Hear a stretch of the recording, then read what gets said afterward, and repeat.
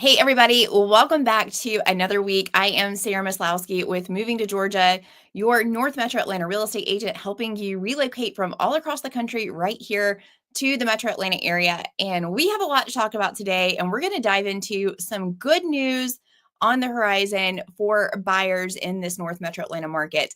And to help discuss all this great news, I'm bringing on my trusted friend, John Burchfield with Capital City Home Loans. You know him from the channel. Hey, John. Hey, how's it going? Yeah. And if you've ever reached out for help with a loan, I've likely connected you with John because he is my go-to expert with all things home lending. So thanks for joining us. Well, I'm glad to be here. I'm Yeah. excited to dive in and talk a little real estate. So $1 million question everyone asks, like, how are things going? What are you seeing in the mortgage world right now? Yeah, good question.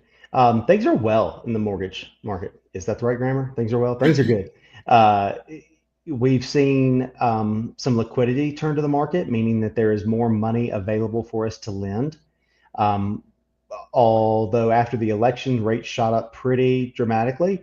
Um, from what we were expecting, at least anyway. But we've seen a slow recovery really since inauguration through now.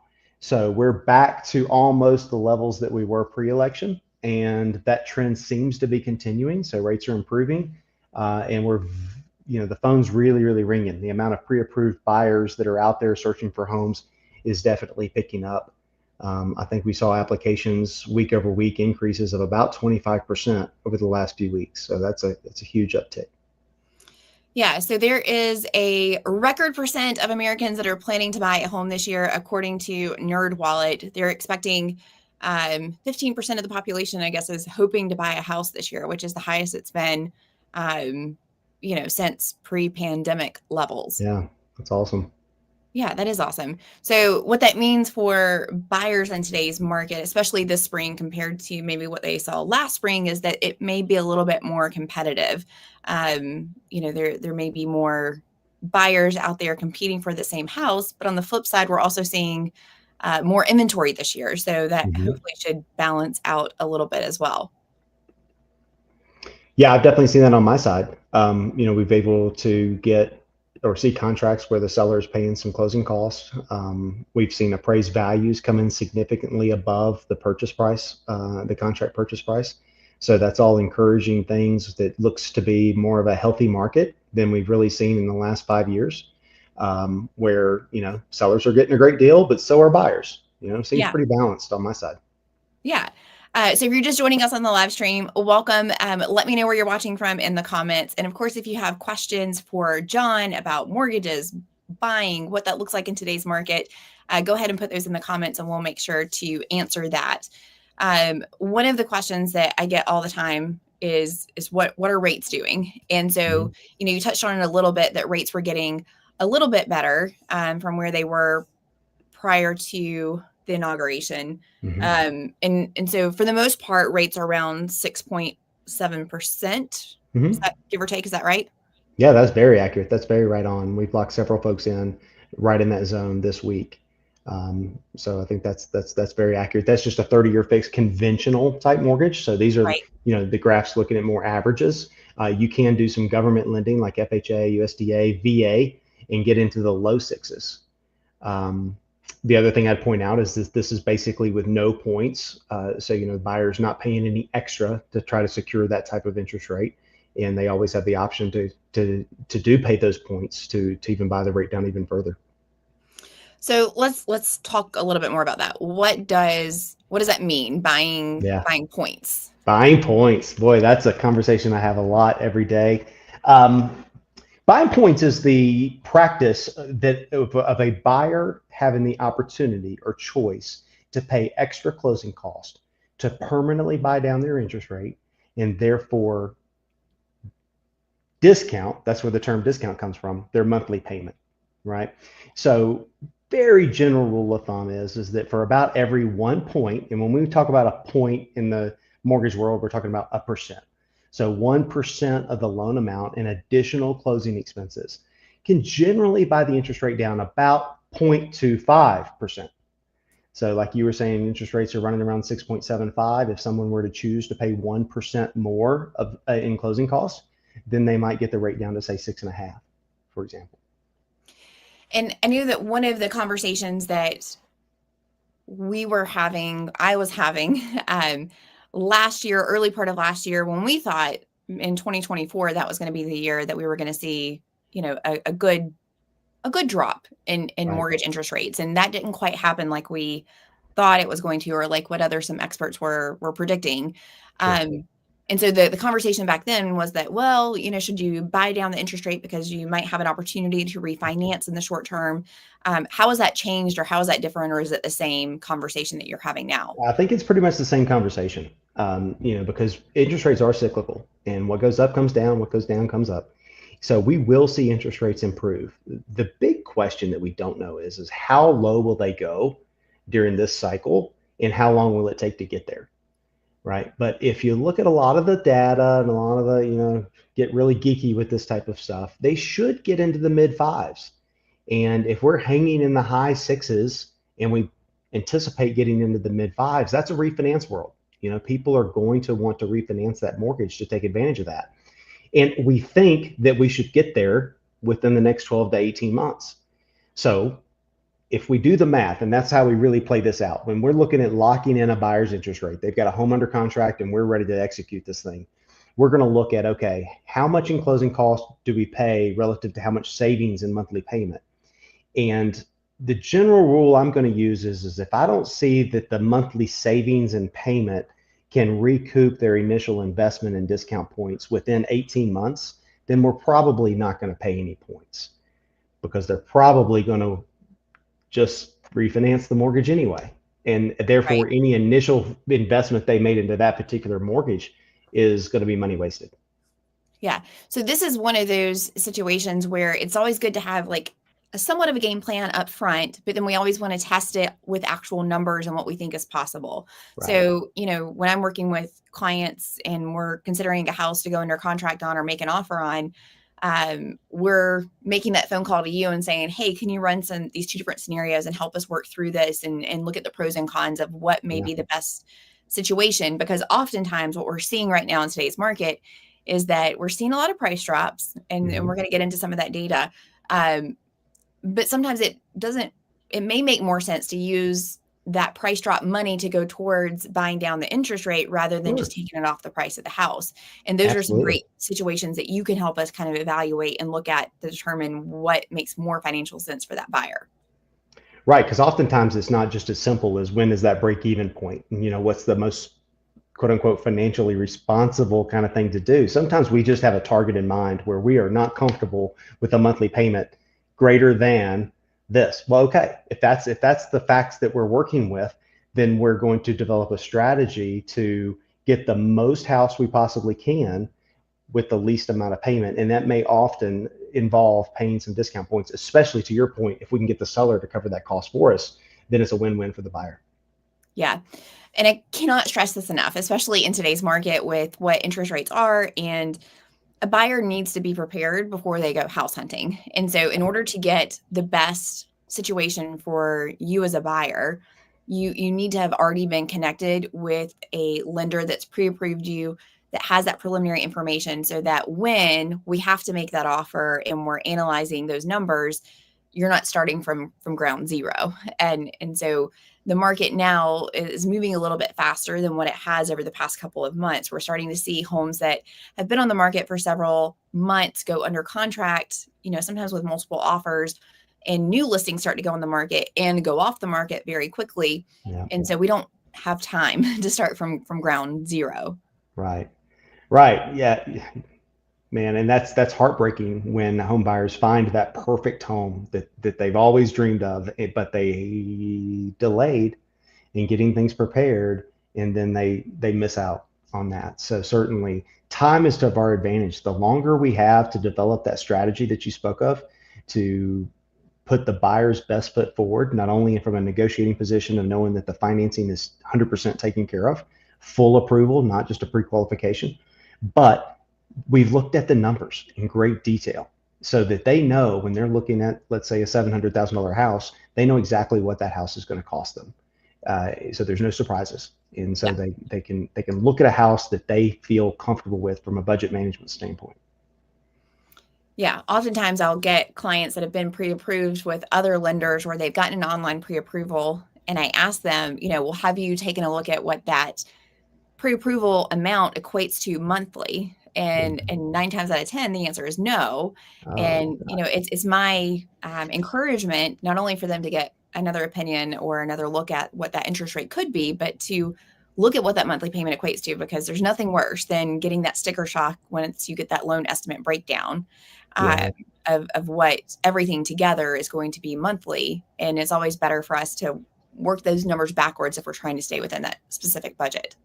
Yeah, you got it. I dealt with the buyer the other day that had done a lot of research. They were very well educated about what their game plan was, but they were using online tools, online pre-qualifications, online mortgage calculators to get an understanding of what they were going to be expecting. And they were shocked to know that the real monthly payment on the home that they were looking at was $700 higher per month than what they anticipated, because they weren't using the right kind of data, or and so they were very disappointed, to know that they probably needed to back the purchase price range down by $75,000 to $100,000 to really fit their budget. Yeah, and that's a drastically different house, especially, Mhm. here in our area. Yeah. Um, Oftentimes what I see, and maybe you see this too, is that the data that they often have wrong is that these online big lenders are drastically underestimating the property taxes, Yes. and or they're drastically underestimating closing cost fees and stuff like that, of just unrealistic numbers, almost kind of like a bait and switch type thing, which is, I don't Yeah. understand how that benefits them. I wish I knew. It just makes you I hard to don't. I predict. don't, because it doesn't. Disappointing buyers is never going to be a good formula for successful transactions. So I don't know. I think a lot of it's just, artificial intelligence driven, and there's no human behind the manipulation of the numbers. I think that's the majority of what we're dealing with. The most common mistake, and I see actual lenders make this mistake, not even online guys, but if the current homeowner is a senior citizen and Mm, qualified for exemptions to the property taxes, you may have a $700,000 house that has property taxes at 1,100 a year. you know right. well, the new buyer is not going to get those exemptions, and their property taxes may be 12,000 a year. Well, okay, we just increased the monthly payment by six, seven, $800 a month because of those property tax differences. And you got to know that stuff. You got to pay attention. Definitely. If you're joining us, let us know where you're watching from. Let me know if you have any questions about interest rates, strategies in buying in today's market, anything that you may have, or if you have an opinion on something, let us know.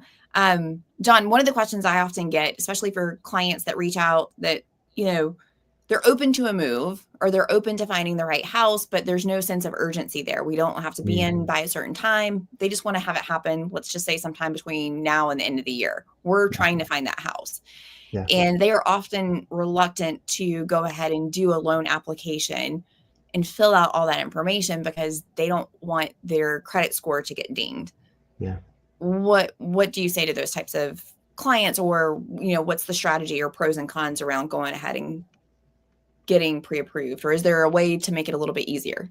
Well, the first thing I'd say is I get it. I get it. It's not easy to fill out a loan applications. We ask some ridiculous questions, and then to gather all the financial documents we're going to ask you for, it's like a financial root canal. There's no fun in it.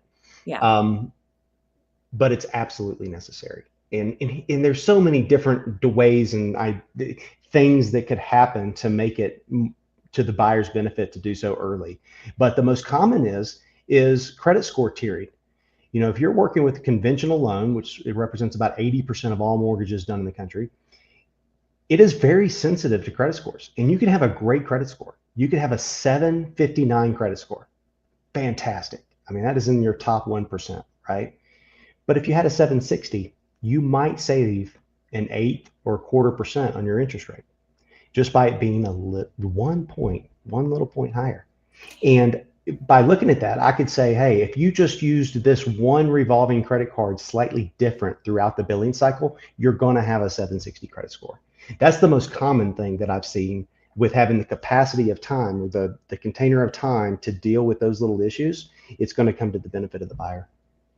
And so if they're thinking, well, yes, I might have the opportunity to improve my credit, but then it's also going to hurt my credit in the short term. Yeah. How much does it really affect, or how does that play out?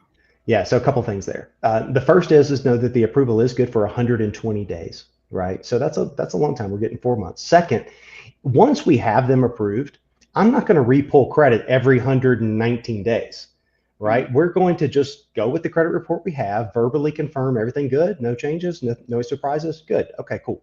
We're good. We're not going to re-pull that credit report until they go under contract. So there's not going to be multiple pulls. First thing. Second thing is that the credit scoring models have gotten really intelligent. When a buyer has good credit scores, and I would say anything 680 plus, okay, a credit inquiry does not have the same type of impact to the credit scores as they used to, right? Because the credit scores have gotten very intuitive. They know if a buyer has used their credit responsibly, they're making their monthly payments on time, and they're not in too much debt, then they're not concerned with that particular creditor taking out new credit, which is what that credit inquiry is, right? Now, if somebody's had some struggles, maybe some bankruptcies or missed some payments on some accounts, some things like that, the opposite is true. That credit inquiry is going to have a pretty large impact, but that the credit scoring models are going to go, uh-oh, this particular profile of buyer already has some struggles. Why are they taking on new debt? That's a recipe for potential, hazards there. So that's a huge thing to think about. But even if it hits, even under the worst case scenarios, you're usually talking about 5 to 10 points at the most, and that's extremely rare. For most folks, it's 1 to 2 points for a credit inquiry. Doesn't And hurt for anything. people that say, well, can you do a soft credit pull? Is that an option? Or what's the difference? You can. They're available. I typically shy away from that because I don't see a benefit, right? We're not going to be able to give them any data that they can count on by a soft credit pull. So if they're not ready to pull their credit, okay, let's talk about it. Is your credit good? Have you paid your bills on time? What kind of debt load are you carrying? Let's just talk about it. If you're not ready, that's fine. We can still move through all of the other aspects of a pre-approval. We wouldn't be fully approved in that regard, but pre-approval, kind of nail down some buying power stuff, start to think about running some estimates as to what different price ranges are going to cost them. And then we pull the credit when they are ready to execute the full approval. Got it. What are you seeing, if anything, in the short term for mortgage rates as it relates to the tariffs or inflation? So I know things have gotten good or better for, mortgage rates have improved for buyers over the past couple of weeks. What does that look like going forward? Is this something that we got to strike while the iron's hot and it could get worse? What's the sentiment? It could. So let's kind of just go back in time. The reason interest rates shot up as much as they did at the election, and that was not just the presidential election, but what went on in Congress as well, is they felt like the tariffs would be inflationary. And inflation is the arch nemesis to interest rates. High inflation, high interest rates, right? So we got to get inflation under control, and we were already had a problem with inflation. So the thought process was, here come these tariffs, that's going to push inflation higher. In the last 8 weeks, there's been data coming to market that says, number one, hey, we haven't really had any tariffs yet. They keep kind of getting pushed down. So maybe this is all just a negotiating kind of rhetoric as opposed to something that actually might hit. And two, the data is suggesting that if these tariffs do go into play, that there's going to be enough of an economic pullback associated with those high tariffs to balance out whatever inflationary pressures that the tariffs have. Okay. Outside of that, there's something else going on. There's a lot of optimism about the budget being brought back closer to balance. It's not anywhere close, but closer than it already is. And the other arch nemesis to interest rates, inflation's the big one. But if we had to put something else right there behind it, not that close behind it, but still second in line, would be government debt, right? Where the government spending is out of control, and that government debt competes with mortgages. So there's limited amount of dollars to invest. If we're competing against mortgages with buying government debt, then that causes higher interest rates. So that's why interest rates have gotten a little better. Now, your question was, what's the prognosis moving forward? The prognosis is that they'll get slightly better over the next year, but we're likely near the bottom, at least for the next year to 18 months right now. That's what I keep reading, seeing, and that's what tends to make the most sense for me. You always have geopolitical type events that could throw a major monkey wrench into the whole equation. But if things go down the pattern that we would expect, we're probably not going to see any huge significant lowering of interest rates in the next 12 to 18 months. Got it. So thanks for all of that great knowledge, because it's helpful to kind of learn a little bit about, how everything works and have a little bit of an understanding of that. But what I'm hearing you say is, and we can go back on this channel for the past 2 years, we've been talking about this, that things could possibly get a little bit better for buyers in the near future, 12 to 18 months, but we're not expecting like this drastic event or improvement to happen with interest rates where waiting, a year, 2 years to buy a house would make more economic sense if all things were equal. Yeah, absolutely. You got it. And listen, I mean, I mentioned as we opened up the show that mortgage applications were up 25% over last week. Why? Because we creeped from 7% to 6.75%. Right. Yeah. So the amount of competition that, like you said, more buyers after the same house, that's going to cause sales prices to go up. It's going to cause seller concessions to go down. And that is a much larger impact than a 0.25% drop in interest rates. Right. Mm-hmm. So when we're dealing with a relatively small adjustment in interest rates that has a huge impact on the amount of competition that there is in the marketplace, yeah, I personally, I've got kids that want to buy houses, so I would not encourage anyone to wait around on interest rates getting lower. I think that's ultimately going to be a losing formula, and they can refinance when rates get lower, so they're not stuck into the mortgage. They get to readjust that when the time is right. Yeah, we can go back 2 years and talk about like when interest rates started to rise. Many people said, "Oh, lots of comments on the channel. Oh, I'm just going to wait." And even if that person was still waiting today, interest rates, got worse, a little bit better, kind of still the same, roughly, maybe a little bit to the worse. But home prices have not gone in the opposite direction. We're definitely not having, the double-digit year-over-year home price appreciation that we've had, which is good. But buying a house today is still much more expensive than it was a year ago or 2 years ago. Yeah. I can remember specific conversations where when we ran numbers at 5.75 or 6, and folks said, "Oh, no, we're going to wait for interest rates to get better." So and I have a funny they story. probably missed out on 20% in appreciation over that time span. Yeah. And interest rates are worse today than they were then. Yeah, definitely. A client that bought with us 5 years ago, who's now in the process of looking to, upsize their home. They've outgrown it. We were going back through our previous email communications where we connected them with you. And I had messaged my assistant that, hey, they got pre-approved with an outside lender. So this would have been back in 2020. And their interest rate was like 3.15. And I said, this seems really high to me. Tell John I saw that same email today. And I was like, oh my gosh, crazy that we thought that was high.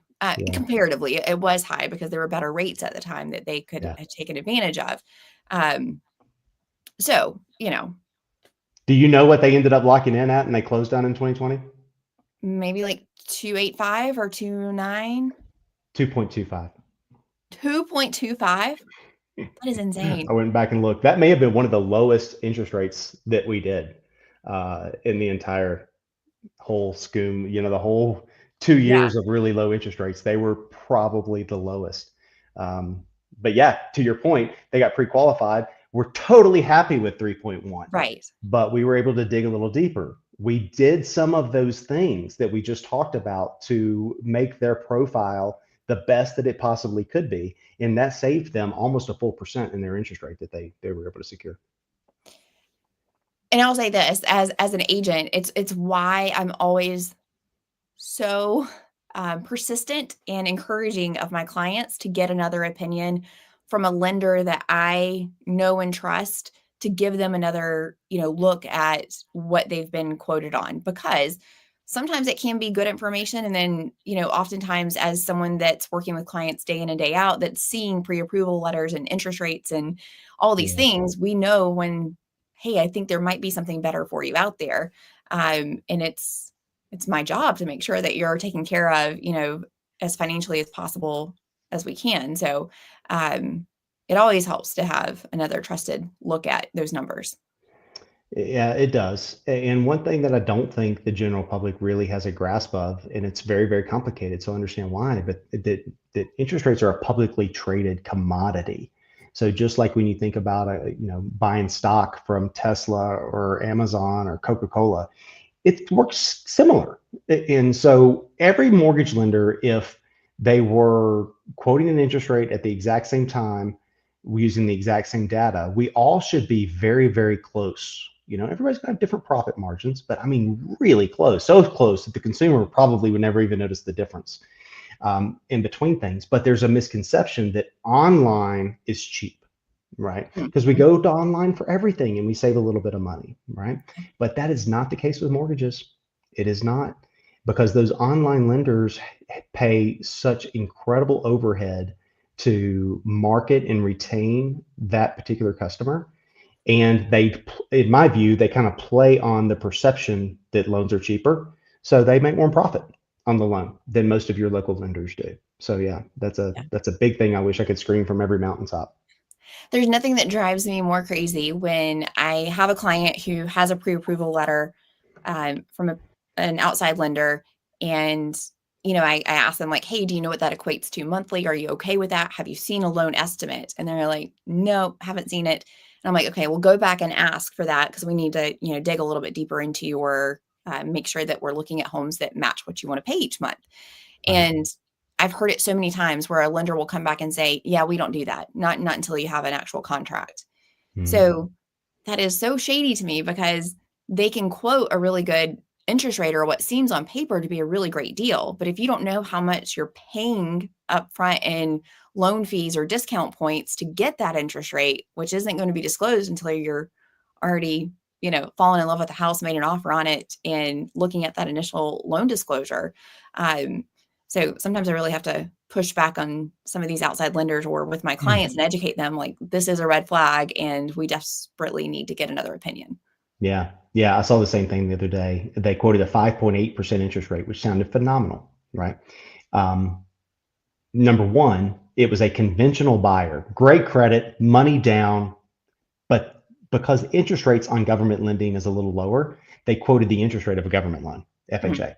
First thing, when they asked for the loan estimate, they did provide it, and it had $28,000 in points to secure the 5.8. Okay, we were able to get them 6.2 with no points, taking away $28,000 worth of cost if they wanted to stay with FHA. But I educated the buyer about the differences, the advantages of conventional over FHA. We got them into a conventional loan in the high sixes, but still a much better overall deal than what they were being presented with an online lender. Yeah. Mary says she's from Augusta, and we keep talking back and forth about moving. It's a huge decision. It'll be our last. Yeah, it is a huge decision. I Oh guess it boy, depends on, yeah. where you're talking about moving to, and all that kind of good stuff. But I had a really great conversation with a guy today who was looking at relocating from North Carolina, and, you know, telling me that he was wanting to move a year, maybe a year and a half from now. Here's my price point of what I need, and then here's the things that I want in a town. Where should I move? And what's getting harder is when the budget is, even if it's a healthy budget, it can still sometimes be very limiting because of how expensive some of these metro Atlanta areas have gotten. Yeah. It really limits your options. And Yeah. so sometimes, in order to stay within a specific budget, like, the timing has to be now to make it happen, or else a year from now, unless you're drastically making a lot more money on the sale of your home somewhere else, you're not going to be able to afford to be where you want to be. And that's sometimes incredibly hard to have to kind of deliver that news to clients. Yeah, I don't envy you with that. As the hardest part of my job is to have that heart to heart about what a monthly payment is in today's environment, and how to work that to the buyer's best benefit. That always is not a great conversation, but knowledge is power. Though having the facts to make a wise decision is always going to be better than just thinking you know what's best, and going from there. Yeah, so this is an interesting graphic. Over the past 5 years, the national average of home price appreciation is 57%. That's Wow, crazy. crazy. And then if you look in Georgia, that's up, what is that? My old eyes can't see. I know, me 60, too. 68%. Yeah, that's what I see. So that is a lot. Yeah, Here in the metro Atlanta area, it's gotten quite expensive as well. Now, the good news is that more and more homes are coming on the market. So that is a good thing for home buyers, and that we are seeing here locally, a 75% increase year over year in the greater metro Atlanta area compared to the year before. So what that means is that buyers are getting more opportunities for houses. And it's also putting some additional pressure on homes that are currently on the market to be a little bit more competitive to get their home sold. And one of the questions that in conversation that I have with clients is that, hey, we keep seeing home prices drop, or we see price corrections. What's the deal? Should we wait a little bit longer? Are home prices going to come down? And the conversation I have again and again is that it's not that necessarily home prices overall are coming down. It's that we have some homeowners who have overestimated how much their home has right. appreciated Yeah, over the years. And the market is telling them, hey, this isn't, a year where you get 10% year over year home price appreciation. It needs to be more around 4%. So, seeing a lot of price corrections, and there's a great opportunity for buyers right now. And I have a feeling that we have kind of like a narrow window of time over the next 3 to 4 months before interest rates start improving anymore, it feels that that way. that in a lot of areas, and I've seen other agents echo the same thing. Buyers have a little bit more of an opportunity to be picky Yeah, in terms of condition of the house, expecting a little bit more from a seller. On the flip side, sellers that I'm meeting with talking about selling their house, it's, hey, we've got to put our best foot forward. This hmm, is a beauty competition, and we want to be the prettiest house in the neighborhood in the best condition, because the more homes that come on the market, they're comparing it to other things. And if they're seeing a better value, they're going to go for it. yeah, yeah. With that graph, a question came to mind that you might be able to speak to. How are we dealing with contingency offers? I've got a home to sell. I want that equity to be able to apply it towards my new home. I don't want to have two mortgages at the same time. Or in just going back 2020, 2021, and into 2022, that was unheard of, right? I mean, you Yep. just couldn't do it. So where we are now with that, how's it going? Yeah, that's a great question. So the conversations that I'm having with buyers that are in this situation, looking to move across the country, they have a home to sell, is depending upon the area, depending upon the price point, depends on our strategy. Right. So if we're in a competitive price point where there's not a whole lot of houses available, we need to look at homes that have been on the market for 3 to 4 weeks at least. Mm, Those are the opportunities for those sellers that we have to, they're more open to mhm. an offer. They want an offer on their house. Oftentimes, those are the homes that need a little bit of cosmetic work. I have some great buyers right now. We are under contract on a contingency locally with their home to sell, under contract to buy, and this house had blue carpet. Mm, It had a lot of wallpaper in the house, carpet in the bathroom, but wow. the structure of the house was great, in a great neighborhood. They could see the vision that if we come in here and change out the carpet and take down the wallpaper, this is going to be an amazing house for us. that's the reason that that house hasn't sold yet. It's the beauty competition. It was losing out. And we were able to negotiate a great price and a contingency. There we So go. as a buyer seller, you just have to be a little bit more open to playing the game and knowing who we can play that game with to get you into the best case scenario. Also, depending upon the area, new home construction can be really good for this right now, Mhm. where builders are open to those contingencies. So yes, we're seeing a lot more of that happening, and getting those accepted in the right circumstances. Well, that's encouraging because what I felt like happened in 2020 and 2021 was is we really had a log jam. There were people that wanted to sell their house, but they couldn't sell until they had something somewhere to move, right? Right. So having contingencies is going to bring more supply onto the market as it brings more buyers onto the market. So it's a win-win for both parties, seller and buyer. Yeah, for sure. Um, And with more homes coming on the market, we're going to see more sellers having to be open to those Mhm. contingencies, um, because, of more home sales. So that's Yeah. great news for buyers and sellers. It's going to give people the opportunity to, as they outgrow their homes and need more space, even though they have that 2.25% interest rate, it gives them the opportunity to go out and get that taken care of and move into a home that better fits their needs. For sure. Yeah. If y'all are joining us and you have questions about making a move, the real estate market, have any mortgage questions for John, make sure you put that question in the comments. We're going to answer that now. Um, you can, if you're thinking about buying a house, John is licensed in lots of states, right? Yeah, we're covered throughout the Southeast, covering basically from Virginia down through Florida, covering Tennessee, Alabama, and Mississippi. So if you just kind of look at that little Yeah. Southeast, we're gonna take care of folks in there. Yes. And you can reach out to me and I'll put you in contact with John, and you're going to be in fantastic hands with him. We've been working together for 6 years now, 6 years, which can you is believe it? a long time. Yeah. So yeah. And, John's fantastic. So if I'm a buyer in today's market and we're going out house hunting, and maybe I'm a first time home buyer and I'm considering, are there additional programs that I should be considering outside of just the traditional, um, FHA or conventional loan? Yeah. Has that changed? Are there any new products on the market that we should be aware of?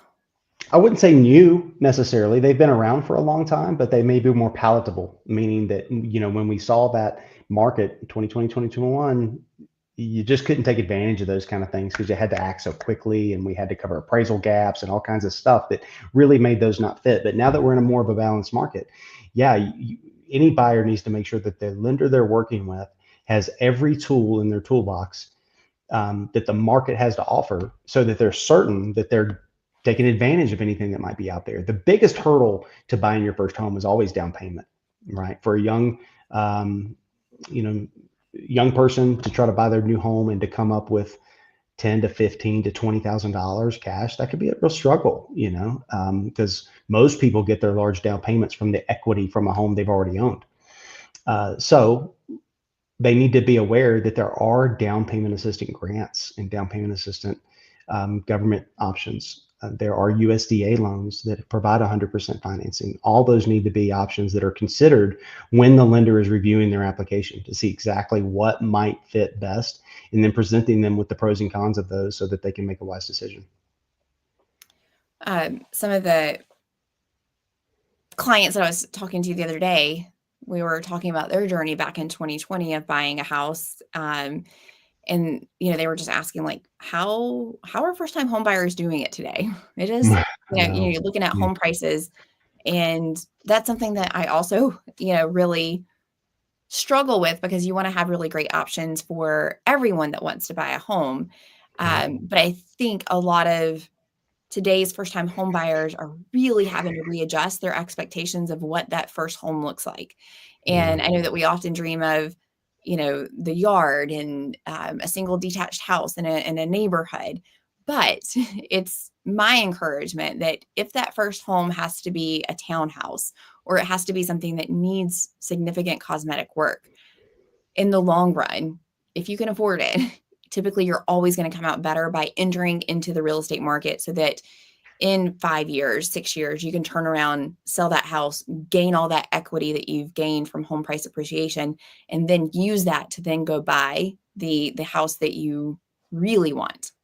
Right, right. That's really wise advice, because you got to start somewhere. And yeah, the starting line for today's first-time home buyer is a little further back than the starting line of first-time home buyers that we had for really over a decade.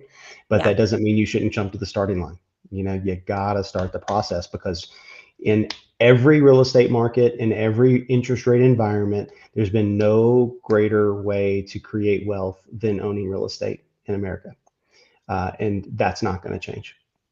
Yeah. I cannot remember the stat I saw, but it said that the average age of the first time home buyer was like in their late 30s now, which Hmm. that was a little bit surprising to me because it just speaks to a little bit how hard it is. You got to be really well established, and or maybe people are just choosing to wait later thinking that things are going to get better, or that then something's going to become more affordable, and then you just realize like, oh, we got to do it if we're going to do it.